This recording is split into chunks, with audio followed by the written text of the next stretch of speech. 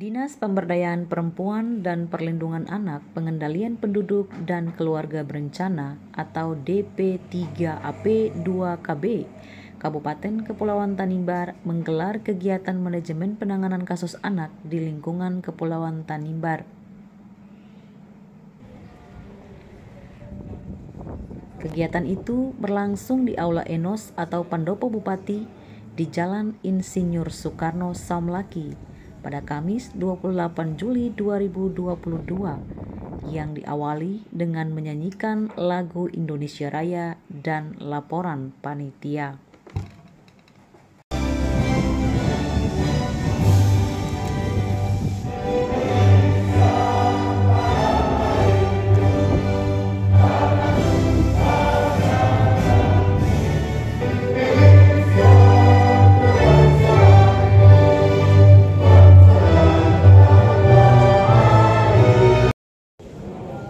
Om Swastiastu, Namo Buddhaya, Salam Kebajikan. Narasumber kegiatan manajemen penanganan kasus dari Kementerian Pemberdayaan Perempuan dan Perlindungan Anak RI, yaitu Ibu Atwirlani Ritonga SPSI, Jabatan Penyuluh Sosial Ahli Madya.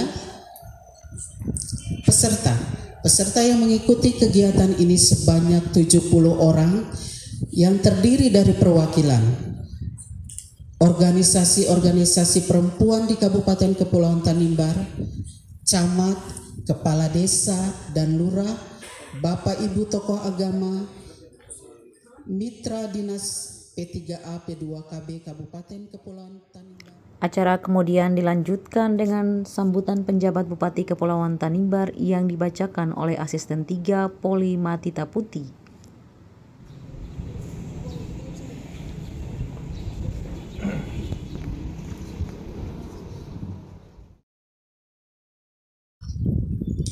Bapak Ibu yang saya hormati, anak adalah anugerah yang terindah yang Tuhan anugerahkan bagi kehidupan kita selaku orang tua.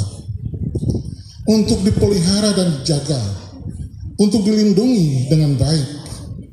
Anak adalah manusia yang masih terbatas akan kemampuan fisik, mental, dan sosial untuk mengatasi berbagai risiko dan bahaya yang dihadapi anak itu sendiri. Dan juga secara otomatis masih sangat tergantung pada pihak lain seperti orang tua, masyarakat, dan negara.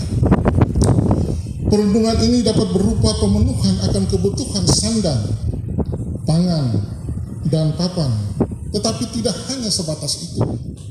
Perlindungan yang diberikan kepada anak juga berupa perlindungan kepada kondisi psikologis anak atau mental anak, terutama perkembangan kejiwaan yang harus dilakukan oleh pendamping yang profesional.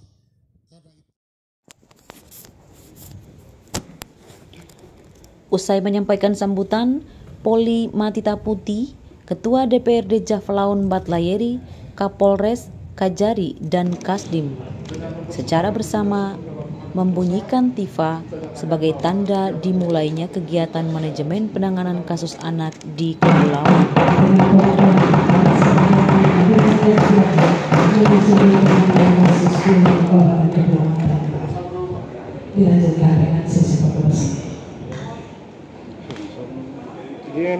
Anak kami di daerah ini, Engkau bersabda kepada kami, beranak cucu dan berkembang biaklah dan penuhilah bumi.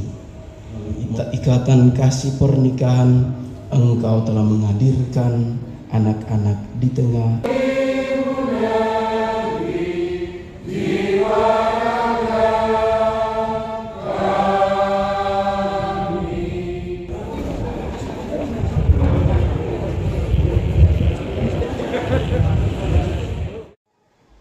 Kepala DP3AP2KB setempat, Dr. Lucia Flinditi, menyatakan kasus kekerasan terhadap perempuan dan anak di Tanimbar naik tahun ini, sehingga Kementerian Pemberdayaan Perempuan dan Perlindungan Anak menyiapkan dana pelatihan tersebut.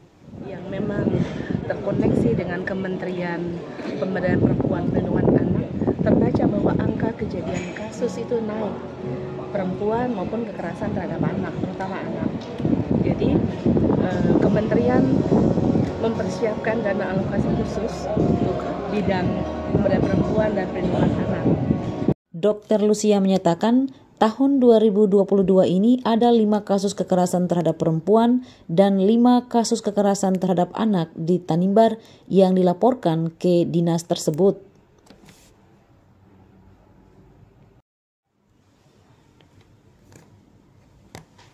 Kasus yang dialami oleh perempuan adalah kasus KDRT dan perselingkuhan, sementara untuk anak-anak yang paling banyak adalah kasus kekerasan seksual.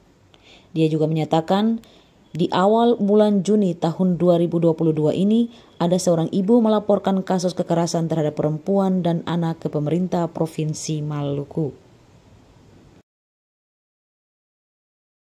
Mantan Direktur Rumah Sakit PP Magreti itu mengaku bahwa dari sekian kasus yang sedang didampingi itu, 2 diantaranya adalah pelaku dari pegawai negeri sipil di lingkup pemerintah Kabupaten Kepulauan Tanimbar. Namun hingga kini, kasus tersebut masih ditangani oleh Polres Kepulauan Tanimbar. Dokter sendiri enggan membuka mulut soal identitas kedua ASN tersebut. Bahkan seperti apa ceritanya, dan selanjutnya kami berkoordinasi langsung dengan pihak kepolisian dulu untuk melaporkan hal ini. Memang untuk di Kabupaten Kepulauan Tanimbar ini, kasus-kasus khususnya untuk kekerasan terhadap anak, unitnya itu hanya ada di Polres, tidak ada di Polsek. Unit PPA-nya sebenarnya ada di Polres.